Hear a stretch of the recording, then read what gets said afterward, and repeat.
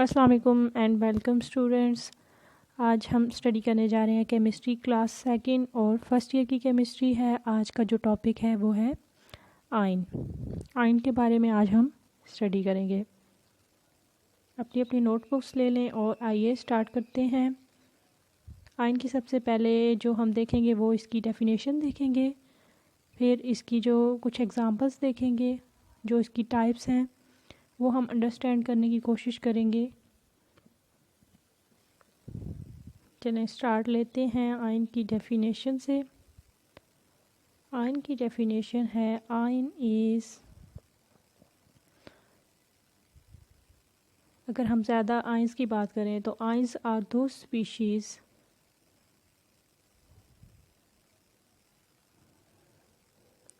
which carry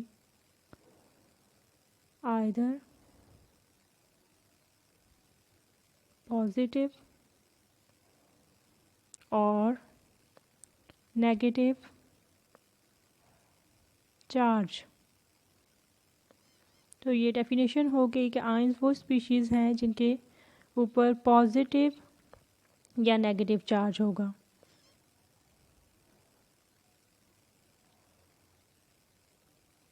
इसके बाद हम देखते हैं टाइप्स ऑफ आयंस। आयंस दो तरह के होते हैं, पॉजिटिव या नेगेटिव चार्ज होगा तो पॉजिटिव की बेसिस पे एक टाइप होगी, नेगेटिव चार्ज की बेसिस पे दूसरी टाइप होगी।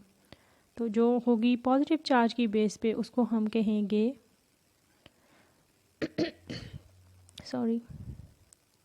कैटाइन, और जो होगी नेगेटिव चार्ज की बेस पे उसको हम कहेंगे एनाइन। तो दो टाइप्स हो गई। पॉजिटिव चार्ज होगा अगर आयन पे तो उसको कैटाइन कहेंगे, अगर नेगेटिव होगा तो उसको एनाइन कहेंगे। मोस्टली जो एन लफ्ज़ है या एंटी लफ्ज़ है वो नेगेटिव के लिए यूज़ होता है, तो आपने एन आयन से एंटी से याद रखना है कि एन का मतलब है नेगेटिव। और कैट से आपने कैट, जिस तरह से भी आप माइंड में एक जो है क्लू बना लें, तो कैट समझ लें कि क्यूट होती है, मतलब एक पॉजिटिव साइन है, एक अच्छी चीज़ लगती है हमें, तो उसको आप कैट से कैटाइन को पॉजिटिव ले लें, एंटी से एन लें और फिर इसको एन आई ले लें। कैटाइन की अगर आप देखें तो इसके ऊपर charge +1, +2, +3 and so on charge जो है वेरी कर सकता है। और ये क्यों वेरी करता है ये आगे मैं फर्दर एक्सप्लेन करूँगी। तो कैटाइन पे अब डिफरेंट चार्जेस होंगे। अब हम एग्जांपल्स देख लेते हैं, उससे ज़रा अंडरस्टैंडिंग में आसानी हो जाएगी। ये एक एटम समझ लें हमारे पास है, तो उसमें इलेक्ट्रॉन्स हैं, इस तरह से दूसरे एटम में भी इलेक्ट्रॉन्स हैं।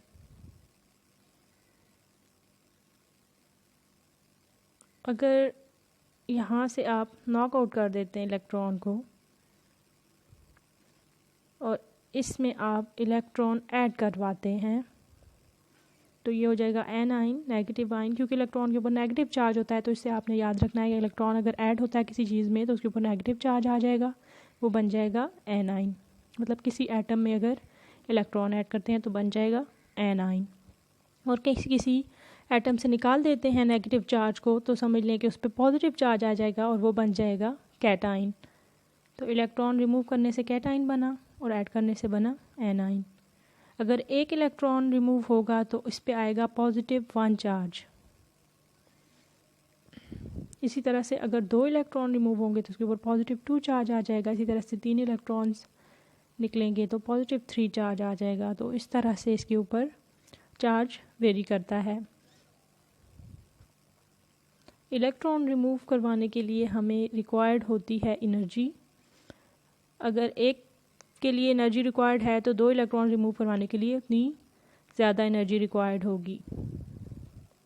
इसी तरह से 3 इलेक्ट्रॉन्स रिमूव करवाने के लिए उससे भी ज़्यादा एनर्जी रिक्वायर्ड होगी। एनर्जी इस प्रोसेस में रिक्वायर्ड है, तो इस प्रोसेस को हम नेम देते हैं एंडोथर्मिक प्रोसेस का। जिस भी प्रोसेस में एनर्जी एब्जॉर्ब होती है उस प्रोसेस को एंडोथर्मिक प्रोसेस का नाम दिया जाता है। जबकि जो एनाइन बनता है, इसमें थोड़ी आप एग्जांपल कैटायन की भी देख लें कि जैसे सोडियम के ऊपर प्लस चार्ज है, पोटाशियम के ऊपर भी पॉजिटिव चार्ज है, कैल्शियम के ऊपर पॉजिटिव 2 चार्ज है। इसी तरह से डिफरेंट एटम्स के ऊपर डिफरेंट चार्जेस होते हैं, पॉजिटिव या नेगेटिव। तो पॉजिटिव अगर होंगे तो कैटायन होंगे, अगर नेगेटिव होंगे तो एनाइन होंगे। एलुमिनियम के ऊपर +3 चार्ज होता है, चार्ज वेरी करता है, जो कि पहले मैंने एक्सप्लेन किया है कि जितने इलेक्ट्रॉन्स इसमें से निकलते जाएंगे उसका पॉजिटिव चार्ज बढ़ता जाएगा। इसी तरह से एनाइन में जितने इलेक्ट्रॉन्स ऐड होते जाएंगे उसका नेगेटिव चार्ज बढ़ता जाएगा। अभी एनाइन में से अगर आप एक इलेक्ट्रॉन ऐड करेंगे तो उस पर -1 चार्ज आएगा। अब इसमें एनर्जी रिलीज़ होगी, जैसे मैंने आपको बताया कैटायन में एनर्जी एब्जॉर्ब होगी, तो वो थोड़ा यहाँ पे स्क्रीन पे विजिबल नहीं है, तो आप इस चीज़ को राइट डाउन कर लें कि एनर्जी रिलीज़ होगी तो ये एक्सोथर्मिक प्रोसेस होगा। एनाइन का बनना एक्सोथर्मिक प्रोसेस होगा।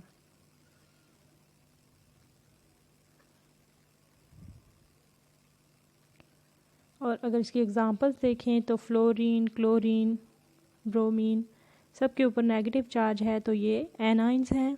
इसमें एक इलेक्ट्रॉन ऐड है एक्स्ट्रा, तो इस वजह से ये एटम जो है एनाइन की फॉर्म में मौजूद है। अब अगर हम देखें इन दोनों को अलग अलग से, तो क्योंकि इसमें इलेक्ट्रॉनिक इसकी कॉन्फ़िगरेशन डिफरेंट हो चुकी है कैटायन और एनाइन की, तो इनकी प्रॉपर्टीज़ भी अब वेरी करेंगी। कैटायन की अपनी प्रॉपर्टीज़ हैं, क्योंकि इसमें से इलेक्ट्रॉन रिलीज़ हो चुका है, इसके ऊपर पॉजिटिव चार्ज है, तो हो सकता है कि ये इलेक्ट्रॉन्स के लिए ज़्यादा अट्रैक्शन हो इसके पास, ताकि ये इलेक्ट्रॉन्स को ऐड करके ख़ुद को स्टेबल कर सके। बट एनाइन की हो सकता है ये प्रॉपर्टी ना हो, क्योंकि उसके पास एक्स्ट्रा इलेक्ट्रॉन है, तो वो चाहे कि इसको रिलीज़ करके स्टेबल हो जाए। तो ये जस्ट एज एन एग्ज़ाम्पल है कि इनकी प्रॉपर्टी इस तरह से वेरी करेंगी, और बहुत सारी प्रॉपर्टीज़ हैं जो इनकी वेरी कर सकती हैं, जस्ट कोई एक प्रॉपर्टी नहीं है। ये था आज का lesson. Thanks for watching the video. Do subscribe the channel.